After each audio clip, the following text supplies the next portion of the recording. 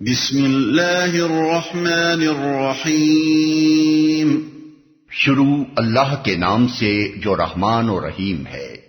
طه ما انزلنا عليك القرآن لتشقى طه، ہم نے یہ قرآن تم پر اس لیے نازل نہیں کیا ہے کہ تم مصیبت میں پڑ جاؤ، إلا تذكرة لمن يخشى، یہ تو ایک یاد دہانی ہے ہر اس شخص کے لیے جو ڈرے۔ یہ فقرہ پہلے فقرے کے مفہوم پر خود روشنی ڈالتا ہے۔ دونوں کو ملا کر پڑھنے سے صاف مطلب یہ سمجھ میں آتا ہے کہ قرآن کو نازل کر کے ہم کوئی انہونا کام تم سے نہیں لینا چاہتے۔ تمہارے سپرد یہ خدمت نہیں کی گئی ہے کہ جو لوگ نہیں ماننا چاہتے ان کو منوا کر چھوڑو، اور جن کے دل ایمان کے لیے بند ہو چکے ہیں ان کے اندر ایمان اتار کر ہی رہو۔ یہ تو بس ایک تذکیر اور یاد دہانی ہے، اور اس لیے بھیجی گئی ہے کہ جس کے دل میں خدا کا کچھ خوف ہو وہ اسے سن کر ہوش میں آ جائے۔ اب اگر کچھ لوگ ایسے ہیں جنہیں خدا کا کچھ خوف نہیں اور جنہیں اس کی کچھ پرواہ نہیں کہ حق کیا ہے اور باطل کیا، ان کے پیچھے پڑنے کی تمہیں کوئی ضرورت نہیں۔ تنزیلا ممن خلق الارض والسماوات العلا، نازل کیا گیا ہے اس ذات کی طرف سے جس نے پیدا کیا ہے زمین کو اور بلند آسمانوں کو۔ الرحمن علی العرش استوى، وہ رحمان کائنات کے تخت سلطنت پر جلوہ فرما ہے۔ یعنی پیدا کرنے کے بعد کہیں جا کر سو نہیں گیا ہے، بلکہ آپ اپنے کارخانہ تخلیق کا سارا انتظام چلا رہا ہے۔ خود اس ناپیدا کنار سلطنت پر فرمانروائی کر رہا ہے۔ خالق ہی نہیں ہے، بالفعل حکمران بھی ہے۔ له ما في السماوات وما في الأرض وما بينهما وما تحت الثرى، مالک ہے ان سب چیزوں کا جو آسمانوں اور زمین میں ہیں اور جو زمین و آسمان کے درمیان ہیں اور جو مٹی کے نیچے ہیں۔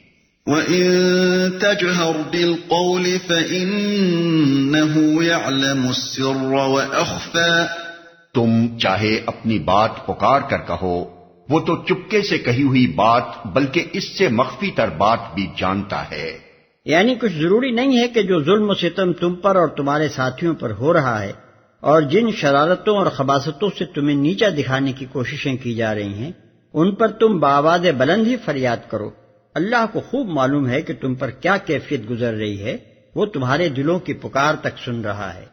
اللہ لا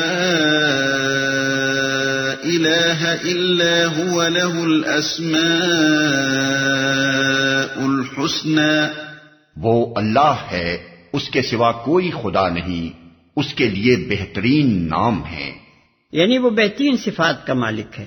وهل اتاك حدیث موسیٰ، اور تمہیں کچھ موسیٰ کی خبر بھی پہنچی ہے۔ اذ رأى نارا فقال لأهلهم كثوا إني آنست نارا لعلي آتيكم منها بقبس أو أجد على النار هدى، جبکہ اس نے ایک آگ دیکھی اور اپنے گھر والوں سے کہا، ذرا ٹھہرو، میں نے ایک آگ دیکھی ہے، شاید کہ تمہارے لیے ایک آدھ انگارہ لے آؤں یا اس آگ پر مجھے راستے کے متعلق کوئی رہنمائی مل جائے۔ اس نے ایک آگ دیکھی۔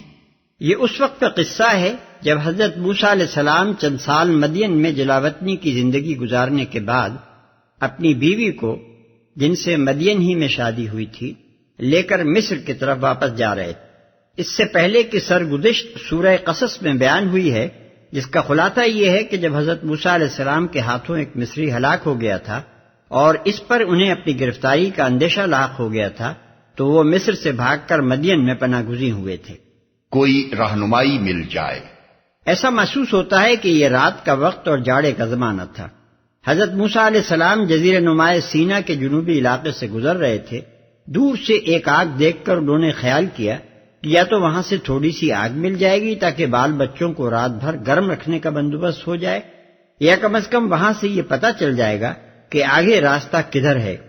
خیال کیا تھا دنیا کا راستہ ملنے کا، اور وہاں مل گیا عقبہ کا راستہ۔ فلما أتاها نودي يا موسى إني أنا ربك فاخلع نعليك إنك بالوادي المقدس طوى وأنا اخترتك فاستمع لما يوحى. وہاں پہنچا تو پکارا گیا، اے موسیٰ میں ہی تیرا رب ہوں، جوتیاں اتار دے، تو وادی مقدس طویٰ میں ہے اور میں نے تجھ کو چن لیا ہے، سن جو کچھ وحی کیا جاتا ہے، جوتیاں اتار دے. غالباً اسی واقعے کی وجہ سے یہودیوں میں یہ شرعی مسئلہ بن گیا کہ جوتے پہنے ہوئے نماز پڑھنا جائز نہیں ہے. نبی صلی اللہ علیہ وسلم نے اس غلط فہمی کو رفع کرنے کے لیے فرمایا کہ یہودیوں کے خلاف عمل کرو کیونکہ وہ جوتے اور چمڑے کے موزے پہن کر نماز نہیں پڑھتے. ابو داؤد. اس کا یہ مطلب نہیں ہے کہ ضرور جوتے ہی پہن کر نماز پڑھنی چاہیے، بلکہ مطلب یہ ہے کہ ایسا کرنا جائز ہے، اس لیے دونوں طرح عمل کرو. ابو داؤد میں عمر بن عاص کی روایت ہے کہ انہوں نے نبی صلی اللہ علیہ وسلم کو دونوں طرح نماز پڑھتے دیکھا ہے. مسند احمد اور ابو داؤد میں ابو سعید خدری رضی اللہ عنہ کی روایت ہے کہ حضور صلی اللہ علیہ وسلم نے فرمایا، جب تم میں سے کوئی مسجد آئے تو جوتے کو پلٹ کر دیکھ لے، اگر کوئی گندگی لگی ہو تو زمین سے رگڑ کر صاف کر لے اور انہی جوتوں کو پہنے ہوئے نماز پڑھ لے. ابو ہریرہ رضی اللہ عنہ کی روایت میں حضور صلی اللہ علیہ وسلم کے یہ الفاظ ہیں، اگر تم میں سے کسی نے اپنے جوتے سے گندگی کو پامال کیا ہو تو مٹی اس کو پاک کر دینے کے لیے کافی ہے. اور حضرت ام سلمہ رضی اللہ عنہا کی روایت میں ہے، یطہرہ ما بعدہ، یعنی ایک جگہ گندگی لگی ہوگی تو دوسری جگہ جاتے جاتے خود زمین ہی اس کو پاک کر دے گی.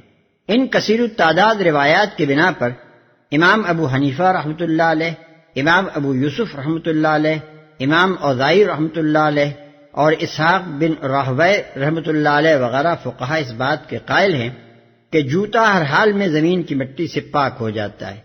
ایک قول امام احمد اور امام شافعی رحمۃ اللہ علیہ کا بھی اس کی تائید میں ہے، مگر امام شافعی کا مشہور قول اس کے خلاف ہے. غالباً وہ جوتا پہن کر نماز پڑھنے کو ادب کے خلاف سمجھ کر منع کرتے ہیں، اگرچہ سمجھا یہی گیا ہے کہ ان کے نزدیک جوتا مٹی پر رگڑنے سے پاک نہیں ہوتا. اس سلسلے میں یہ امر قابل ذکر ہے کہ مسجد نبوی میں چٹائی تک کا فرش نہ تھا بلکہ کنکریاں بچھی ہوئی تھیں. لہذا ان احادیث سے استدلال کر کے اگر کوئی شخص آج کی مسجدوں کے فرش پر جوتے لے جانا چاہے تو یہ صحیح نہ ہوگا. البتہ گھاس پر یا کھلے میدان میں جوتے پہنے پہنے نماز پڑھ سکتے ہیں.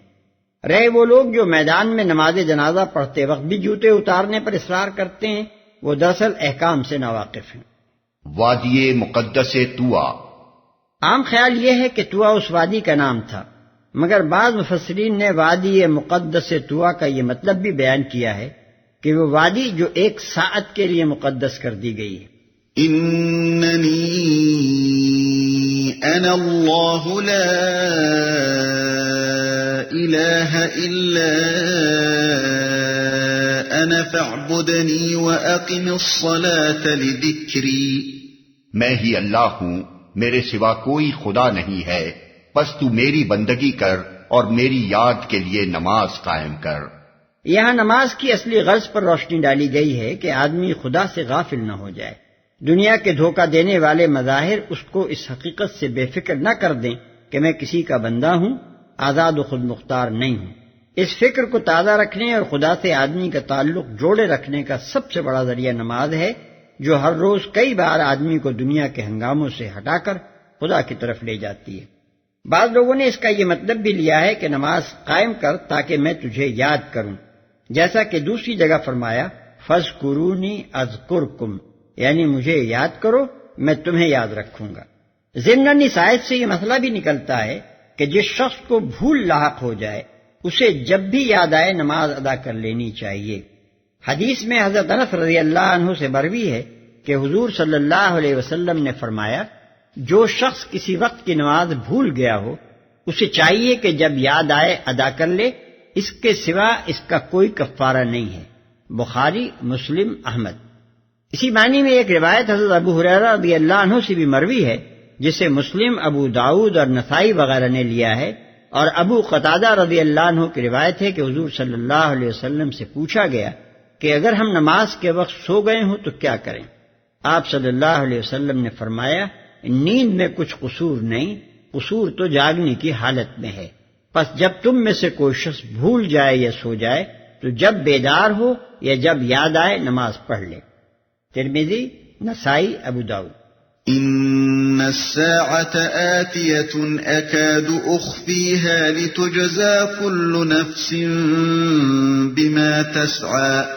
قیامت کی گھڑی ضرور آنے والی ہے، میں اس کا وقت مخفی رکھنا چاہتا ہوں تاکہ ہر متنفس اپنی سعی کے مطابق بدلہ پائے۔ توحید کے بعد دوسری حقیقت جو ہر زمانے میں تمام انبیاء علیہ السلام پر منکشف کی گئی اور جس کی تعلیم دینے پر وہ معمور کیے گئے، آخرت ہے۔ یہاں نہ صرف اس حقیقت کو بیان کیا گیا ہے بلکہ اس کے مقصد پر بھی روشنی ڈالی گئی ہے۔ یہ ساعت منتظرہ اس لیے آئے گی کہ ہر شخص نے دنیا میں جو سعی کی ہے اس کا بدلہ آخرت میں پائے، اور اس کے وقت کو مخفی بھی اس لیے رکھا گیا ہے کہ آزمائش کا مدعا پورا ہو سکے۔ جسے عاقبت کی کچھ فکر ہو اس کو ہر وقت اس گھڑی کا کھٹکا لگا رہے اور یہ کھٹکا اسے بے راہ روی سے بچاتا رہے، اور جو دنیا میں گم رہنا چاہتا ہو وہ اس خیال میں مگن رہے کہ قیامت ابھی کہیں دور دور بھی آتی نظر نہیں آتی۔ فلا يصدنك عنها من لا يؤمن بها واتبع هواه فتردى۔ بس کوئی ایسا شخص جو اس پر ایمان نہیں لاتا اور اپنی خواہش نفس کا بندہ بن گیا ہے تجھ کو اس گھڑی کی فکر سے نہ روک دے، ورنہ تو ہلاکت میں پڑ جائے گا۔ وما تلك بيمينك يا موسى۔ اور اے موسیٰ یہ تیرے ہاتھ میں کیا ہے؟ یہ سوال طلب علم کے لیے نہ تھا، یہ تو اللہ تعالیٰ کو بھی معلوم تھا کہ موسیٰ علیہ السلام کے ہاتھ میں لاٹھی ہے۔ پوچھنے سے مقصود یہ تھا کہ لاٹھی کا لاٹھی ہونا حضرت موسیٰ علیہ السلام کے ذہن میں اچھی طرح سے مستحضر ہو جائے اور پھر وہ اللہ کی قدرت کا کرشمہ دیکھیں۔ قال هي عصاي اتوكأ عليها واهش بها على غنمي ولي فيها مآرب اخرى۔ موسیٰ نے جواب دیا، یہ میری لاٹھی ہے، اس پر ٹیک لگا کر چلتا ہوں، اس سے اپنی بکریوں کے لیے پتے جھاڑتا ہوں، اور بھی بہت سے کام ہیں جو اس سے لیتا ہوں۔ اگرچہ جواب میں صرف اتنا کہہ دینا کافی تھا کہ حضور یہ لاٹھی ہے، مگر حضرت موسیٰ علیہ السلام نے سوال کا جو لمبا جواب دیا وہ ان کی اس وقت کی قلبی کیفیت کا ایک دلچسپ نقشہ پیش کرتا ہے۔ قائدے کی بات ہے کہ جب آدمی کو کسی بہت بڑی شخصیت سے بات کرنے کا موقع مل جاتا ہے تو وہ اپنی بات کو طول دینے کی کوشش کرتا ہے تاکہ اسے زیادہ سے زیادہ دیر تک اس کے ساتھ ہم کلامی کا شرف حاصل رہے۔ قال القها يا موسى۔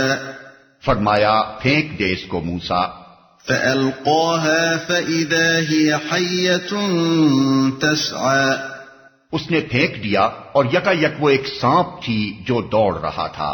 قال خذها ولا تخف سنعيدها سيرتها الأولى واضمم يدك إلى جناحك تخرج بيضاء من غير سوء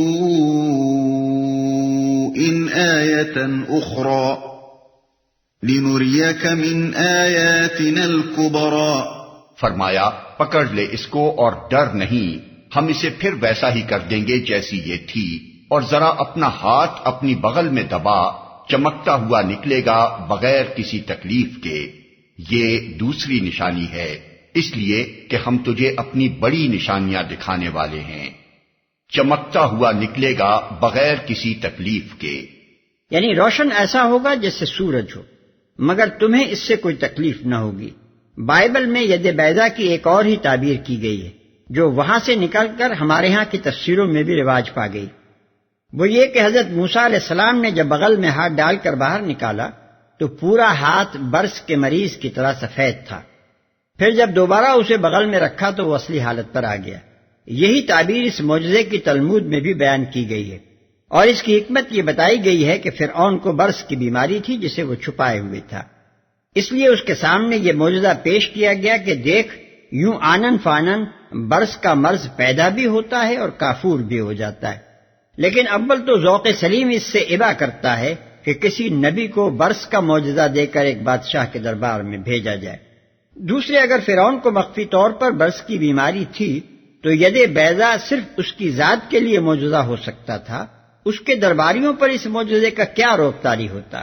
لہذا صحیح بات وہی ہے جو ہم نے اوپر بیان کی کہ اس ہاتھ میں سورج کی سی چمک پیدا ہو جاتی تھی جسے دیکھ کر آنکھیں خیرہ ہو جاتی۔ قدیم مفسرین میں سے بھی بہتوں نے اس کے یہی معنی لیے ہیں۔ اذهب الى فرعون انه طغى، اب تو فرعون کے پاس جا، وہ سرکش ہو گیا ہے۔